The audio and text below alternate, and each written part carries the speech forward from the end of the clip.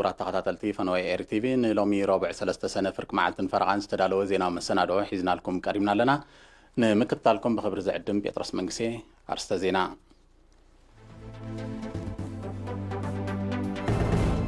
በአጋጣሚ ጽንብል መበል 29 ዓመት ናጽነት ኤርትራ ንጉስ ዮርዳኖስን ፕሬዚደንት ሪፐብሊክ ቪየትናምን ናይ ዮሃና መልእኽቲ ሰዲዶም ተዋዲዱ ዘሎ ማሕበራዊ ኣገልግሎታት እፎይታ ከም ዝፈጠረሎም ወከልቲ ህዝቢ ንኡሳን ዞባታት ናቕፋ ኣዶብሓን ቆረራን ገሊፆም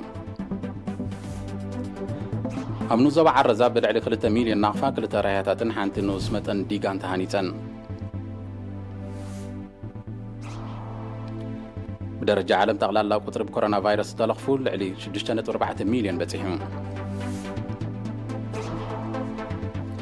ፕሬዚደንት ትራምፕ ህዝባዊ ተቃውሞታትን ናዕብን ንምዕራፍ ሰራዊት ከም ዘዋፍራ ጠንቂቑ ቁጠባ ፈረንሳ ኣብ 2020 በኣስታት 11 ሚታዊት ከም ቆልቁል ከም ዝኽእል ተኣሚቱ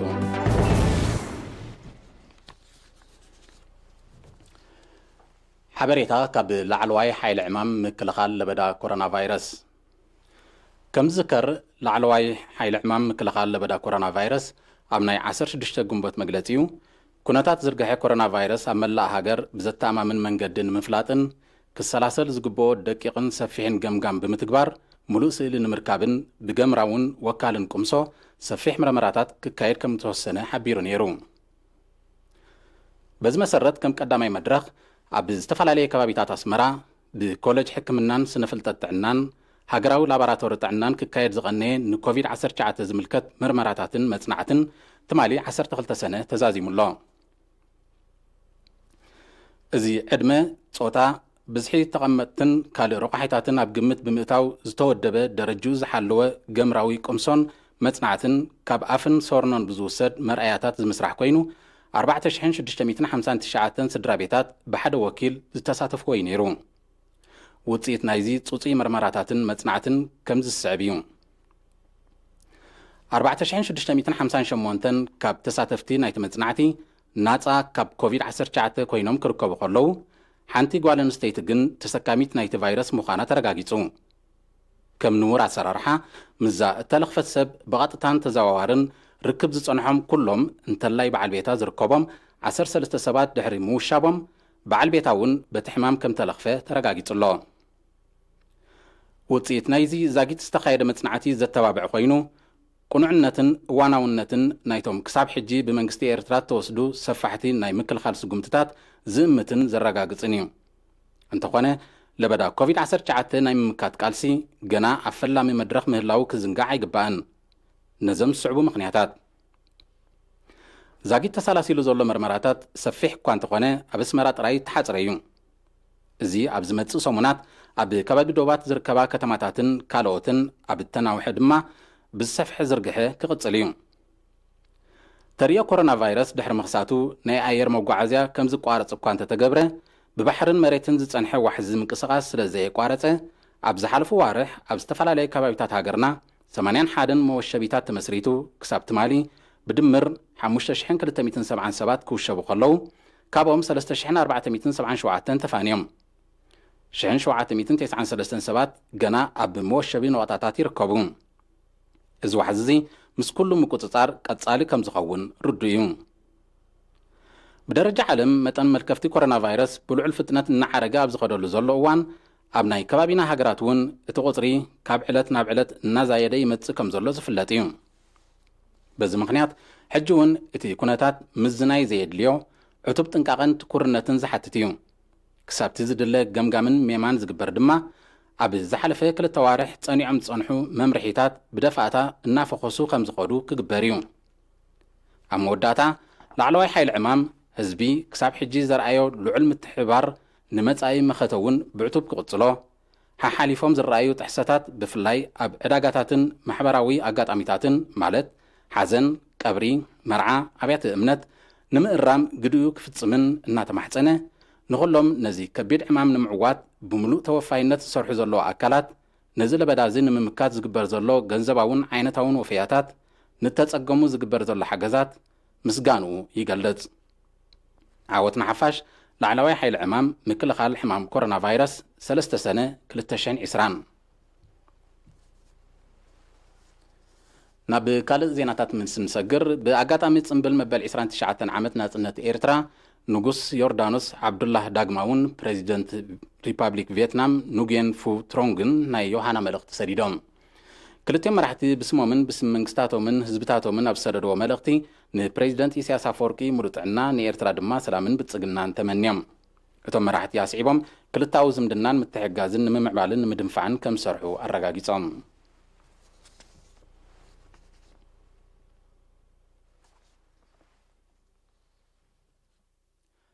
ኣብ ቦቶም ተዋዲዱ ዘሎ ማሕበራዊ ኣገልግሎታት እፎይታ ከም ዝፈጠረሎም ወከልቲ ህዝብን ውሳን ዞባታት ናቕፋን ኣዶብሓን ቆሮራን ገሊጾም ንሳቶም ነዚ ዝገለጹ ኣመሓዳሪ ዞባ ሰሜናዊ ቀይሕ ባሕሪ ወይዘሮ ኣስመረት አብርሃ መነባብሮ ህዝቢ ንምምሕያሽ ዝተኻየዱን ዝካየዱ ዘለውን ኩሉ መዳያዊ ንጥፈታትን ኣብ ዶብ ኮሮና ቫይረስን ንምክልኻል ዝካየድ ዘሎ ንጥፈታትን ንምፍላጥ ኣብተን ውሳን ዞባታት ኣብ ዝበፅሓትሉ እዩ መንግስቲ ኣብ ርሑቕ ከባቢታት ዘሎ ህዝቢ ዝድለ ኣገልግሎታት ክረክብ ዝገብሮ ዘሎ ጻዕሪ ሕጉሳት ምዃኖም ብምሕባር ድማ ወከልቲ ህዝቢ ኢላ ቆሮራ ቆላሕታ ክግበረላ ኣብ ዶብ ቆሮራ ዘሎ ጸገማት መጓዓዝያ ፍታሕ ክናደየሉ ከምኡን ኣብዚ እዋን እዚ ተኸሲቱ ዘሎ ለበዳ ኮሮና ቫይረስ ንምክልኻል ኣብ ዶባት ተገይሩ ዘሎ ምድለዋት ዝያዳ ክሕይል ተላብዮም ኣመሓዳሪ ዞባ ሰሜናዊ ቀይሕ ባሕሪ ወይዘሮ ኣስመረት አብርሃ ናይ ኣመሓደርቲ ንኡሳን ዞባታትን ከባብን ሓለፍቲ ትካላት ጥዕናን ወከልቲ ህዝብን መብርህን ጠላበቶምን ድሕር ምስማዕ ኣብ ዶብ ኤርትራን ሱዳንን ምንቅስቓሳት ህዝቢ ሕጋውነት ክህልዎ ይስራሓሉ ምህላው ብዶብ ዝኣትውን ይምርመሩን ይውሸቡን ምህላዎምን ዝረአ ሕፅረታት ንምፍትሑ ጻዕርታት ይካየድ ከም ዘሎን ብምሕባር ኣብ ምክልኻል ኮሮና ቫይረስ ተራን ኣበርክቶን ህዝቢ ዝምስገን ምዃኑ ገሊጻ ርእስና ንምኽኣል ንነዊሕ ዓመታት ዘሳለጥናዮም ስራሓት ተስፋ ይህቡ ምህላዎም ጠቒሳ ድማ ማዕረ ማዕረቲ መንግስቲ ደረጃ መነባብሮ ህዝቢ ንምምሕያሽ ዘካየዶ ዘሎ ጻዕሪ ህዝቢ ካብ ሰበኽ ሳግማዊ መነባብሮ ተገላጊሉ ተዋሳኢ ናይቲ ኣብ ከባቢኡ ዝካየድ ዘሎ ንጥፈታት ክኸውንን ተሃኒፀን ኣብ ዘሎ ኣብያተ ትምህርቲ ደቁ ከምህርን ኣዘኻኺራ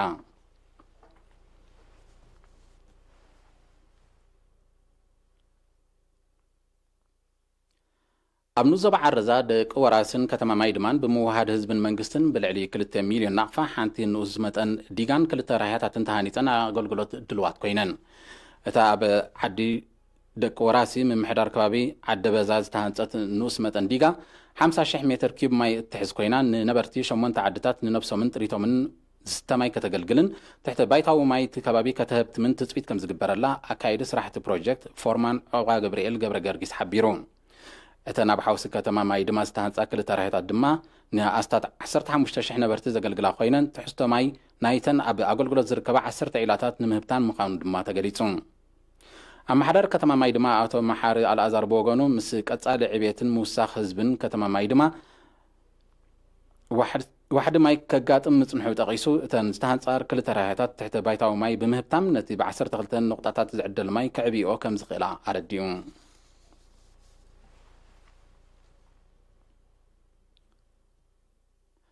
ኣብ ውሽጥን ወፃን ዝነብሩ ዜጋታት ማዕከን መኸተ ኮቪድ-19 ንምስሳን ጽጉማት ወገናት ንምሕጋዝን ዝጀመሮ ፍያታት ይቕጽል ኣሎ ንዝተዋሃደ ዜናዊ ጸብጻብ ገረ መስቀል ገረስጊሄር ከቕርቦ እዩ بمسرت أبصاب منسر عنا أبلات مأكلاي بيت صحفة هزباو جنبار نديمقراطية فتحن كفلتاتون حمشت 281 نغفة أبلات مأكلاي بيت صحفة كتباوي قديات هزباو جنبار نديمقراطية فتحن 936 نغفة أبلات تكالمو جان نبرت هزباو جنبار نديمقراطية فتحن 9,730 نغفة أبلات تكال مترناف نبرت هزباو جنبار نديمقراطية فتحن 8,531 نقفة أبلات بيت صحفة هزباو جنبار نديمقراطية فتحن زوبا دوب 239,791 نقفة أبلات بيت صحفة هزباو جنبار نديمقراطية فتحن زوبا عنصبا 221,931 نقفة أبلات بيت صحفة هزباو جنبار نديمقراطية فتحن زوبا سميناو كحي بحري 221,381 نقفة أبلات بيت صحفة هزباو جنبار نديمقراطية فتحن زوبا قاش باركا 266,733 نقفة أبلات بيت صحفة هزباو جنبار نديمقراطية فتحن زوبا دوبا وكحي بحري 33,361 نقفة أبلات بيت صحفة هزباو جنبار نديمقراطية فتحن زوبا وصاي 23,555 نقفة أبلات بيت مشطة مصحفتي أوغت 20,827 نقفة أبلات من محضار إكسبو 7,331 نقفة ኣባላት ትካል ኦዲዮ ቪዥዋል ኤርትራ ድማ 10,100 ነቕፋ ንመሰሰኒ ማዕከን ምክልኻል ኮሮና ቫይረስ ኣበርኪቶም ብዘይካዚ ስታፍ ሰራሕተኛታትን መምሃራንን ቤት ትምህርቲ ኣይሮሪ 76,953 ነቕፋ ምምሕዳር ከባቢ ጉራዕ 24,199 ነቕፋ ምምሕዳር ከባቢ ሰሳሕ 10,000 ነቕፋ ማሕበር ምትሕጋዝ ሰሜናዊ ማይ ተመናይ 5,000 ነቕፋ ብሕታዊ ትካል GGT 5,000 ነቕፋ ዳህላክ ናይ ኤሌክትሪክ ኣቑሑት መሸጢ 2,500 ነቕፋ ምጽዋዕ ናይ ኤሌክትሪክ ኣቑሑት መሸጢ 2,500 ነቕፋ ሰለስተ ውልቀ ሰጋታት ድማ ብድምር 5,240 ነቕፋ ወፍዮም እዚ ከምዚ ኢሉ እንከሎ ነበርቲ ኮርባርያ ንዞባ ደቀ ምሓረ ዝተዋፅአ ገንዘብን ሃለኽትን ንጽጉማት ወገናት ክመቓራሕ እንከሎ ነበርቲ ምምሕዳር ከባቢ ማእከል ከተማ ደቀ ምሓረ ድማ ብጉጅለ ተጠርኒፎም ንዝናበዩ ዘኽተማት ናይ ክዳንን ካልእ ሃለኽትን ሓገዝ ገይሮም ብተመሳሳሊ ሃገራዊ ማሕበር ሓርበኛታት ስንኩላን ኩናት ኤርትራ ኣብ ንዞባ ደቀ ምሓረ ንዝርከቡ 72 ኣባላቱ እኽሊ ካልእ ሃለኽትን ጥረ ገንዘብን ብሓገዝ ዓዲሉ ዝኸበርኩም ተዓዘብቲ ዝቕፅል ዜና ሃገራት ወፃኢ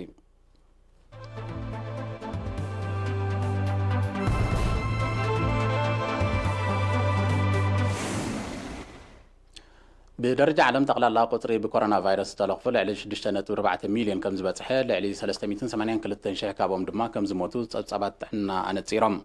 ابز حلف 24 ساعات لعلي 27 شيخ حدش ملكفتي ابز تمزغبل برازيل تقلال قطري تلقفو نباستات 558 شيخ عريقلا برازيل تي لبدا كاب قطر وصاي بمخان بلعل نهري قسقس كم زلو تصابات يملكتو انتقنا من محدار كتما ريو دي جانيرو زقمتاو مفقاس قراتات كوسد مخانو لحرم قلاطو بخلت سنه مبزحتو تكالات كم تقفته حزبون اب غورناتات نور نتفتاتو كايد كم جمرين مع كنا زينا زقال حزلوا መንግስቲ ህንድውን ብክልተ ሰነ ኣብ ዘውፅኦ መግለፂ ጎኒ ጎንቲ ኮሮና ቫይረስ ንምክታእ ዝግበር ዘሎ ፃዕርታት እገራታት ናይ ምፍኻስ ስጉምቲ ከም ዝውሰድ ኣፍሊጡሎ ቀዳማይ ሚኒስትር ራኒንድራ ሞዲ ኣብ ዝሃቦ መግለፂ ብሰንክቲ እገራታት ቁጠባ ሃገሩ ብከቢድ በዓሉታት ተጸሊኮም ዘሎ ብምጥቃስ ኣብ ከተማ ኒው ደልሂ ሓያሎ ንኣሽቱን ማእከሎትን ትካላት ቀጥዕታት ማሕበራዊ ምርሕሓቅ ብዘኽብር ኣገባብ ክኽፈት ምዃና ነፂሩ ኣስታት 200,000 መልከፍቲ ተመዝጊቡላ ዘሎ ህንዲ ኣብ ዓለም በቲ ለበዳ ብከቢድ ካብ ዝተጸልዋ ሃገራት መበል ሻቢዒት እያ ኣብ እስፓኛ ድማ ንሳልሳይ ተኸታታሊ መዓልቲ ብኮሮና ዝተዓበ ሞት ዘይምዝጋቡ ውፅኢት ናይቲ ተወሲዱ ዘሎ ጥዕናዊ ስጉምትታት ምዃኑ ኪላታት ጥዕናታ ሃገር ኣነፂሮም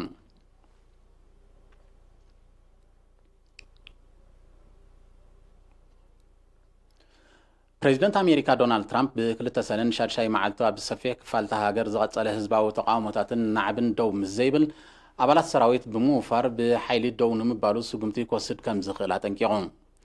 እንተኾነ እዚ ብፕሬዚደንት ትራምፕ ዝተዋሃበ መግለፂ ነቲ ኣብዚ እዋን እዚ ኣብ ልዕሊ 74 ዓበይቲ ከተማታት ኣስፋሕፊሑ ዘሎ ህዝባዊ ተቃውሞታትን ናዕብን መሊሱ ከየግህሮ ስጋት ከም ዘሎ ምስታ ሃገር ቅርበት ዘሎም ተንተንቲ ይገልጹ እቲ ኣብ ዝሓለፈ መዓልታት ዝተራእየ ጎነፅ ተሓወሰ ህዝባዊ ተቃውሞታት ሎሚ 3 ሰነ ሃዲዩ ከም ዝወዓለ ማዕከናት ዜና ቃሊሕና ኣለዋ ዝሓለፈ 25 ግንቦት ኣብ ከተማ ሚኒያፖሊስ ጻዓዱ ኣባላት ፖሊስ ኣብ ልዕሊ ሓደ ጸሊም ዜጋ ዝወሰድዎ ጎነፃዊ ስጉምቲ ብ27 ግንቦት ብመርበባት ሓበሬታን ማዕከናት ዜናን ድሕሪ ምቅልሑብ ዝተለዓዓለ ህዝባዊ ተቃውሞታት ኣብ ሓፂር እዋን ናብ ናዕቢ ከም ዝዓረገ ይፍለጥ ሓይልታት ጸጥታ ነቶም ሰልፈኛታት ንምብታን ዘንብዕ ጋዝን ናይ ፕላስቲክ ጥያይትን ከም ተጠቕሙ ክግለጽ እንከሎ ሰልፈኛታት ድማ መካይን ከምኡውን ህንፃታት ከም ዘቃጸሉን ሓይሎ ትካላት ከም ዝራሰዩን ከም ዘዕነውን ድማ ተሓቢሩ እቲ ህዝባዊ ተቃውሞታት ምስ ዘሎ ልዑል መጠን ለበዳ ኮሮና ቫይረስ ተደሚሩ ኣብ ልዕሊ መንግስቲ ኣሜሪካ ከቢድ ወጥሪ ፈጢሩ ከም ዘሎ ይግለጽ ተመሳሳሊ ሰላማዊ ሰልፍታት ብክልተ ሰነ ኣብ ዓበይቲ ከተማታት ኤውሮፓ ኣውስትራልያን ኒውዚላንድን ከም ተኻየደ ድማ ተሓቢሩ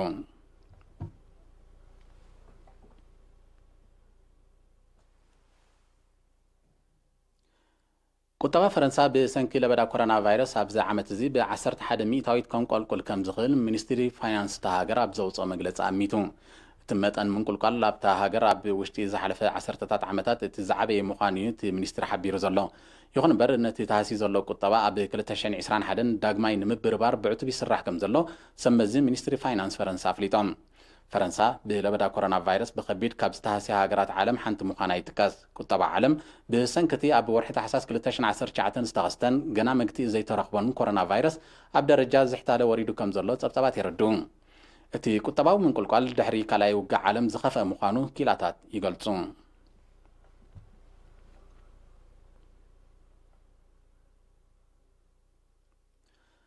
ፕሬዚደንት ቬኔዙዌላ ኒኮላስ ማዱሮ ኣብ ቀረባ መጻኢ ናብ ኢራን ምብጻሕ ብምፍጻም ምስ ኢራናዊ መዘኑ ዲፕሎማስያውን ቁጠባውን ስምምዓት ክኽትም ምዃኑ ሓቢሩ። ብመሰረት ሓበሬታ ፕሬዚደንት ማዱሮ ክልቴን ሃገራት ኣብ መዳይ ጸዓት ፊናንሳዊ፣ ወተሃደራዊ፣ ሕርሻዊ፣ ቴክኖሎጂካውን ስነ ፍልጠታውን ዘተኮረ ስምምዓት ክፍርማ ምዃነን ተፈሊጡ። እዚ ዝግለጽ ዘሎ ኢራን 5 መራኽብ ነዳዲ ናብ ቬኔዙዌላ ድሕሪ ምልኣኻ እዩ። ኢራንን ቬኔዙዌላን ክኽትምዎ ዝኽእላ ኩሉ መዳያዊ ስምምዓት ብሰንኪ ተደጋጋሚ እገዳታት ተሃሲኑ ዘሎ ቁጠበአን ኣብ ምብርባር ወታወተራ ከም ዝህልዎ ይእመት። ኣሜሪካ ንቁጠባ ክልቴን ሃገራት ብሓፈሻ ጽላት ነዳዲአን ድማ ብፍላይ ዕላማ ዝገበረ እገዳታት ኣጽኒዓ ከም ዘላ ይፍለጥ።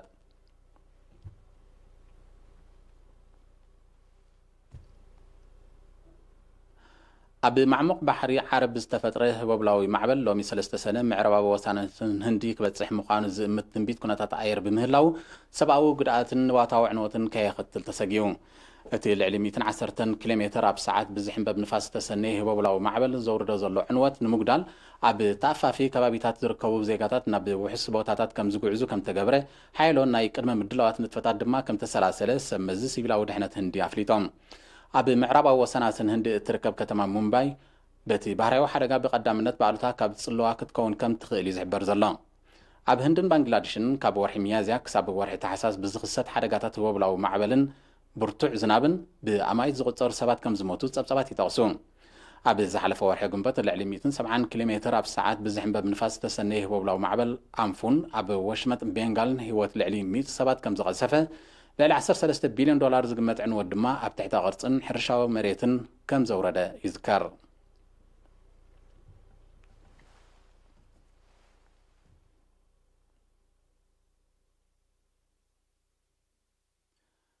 ዝኸበርኩም ተኸታተልቲ ነዚ ሰዓት ዝተዳለወ ዜና መሰናድኦ ኣብ ዝተዛዚሙሎም ዝተረፉ መደባትና ሰላም